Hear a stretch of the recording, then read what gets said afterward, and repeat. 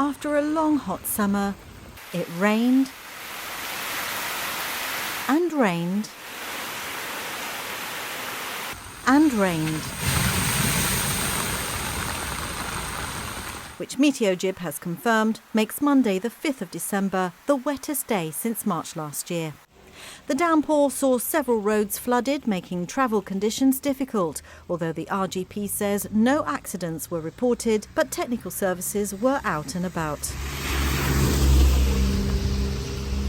According to the final airport reading, 61.8 millimetres of rain fell within 24 hours, slightly less than the 71.2 millimetres between the 6th and 7th of March in 2021.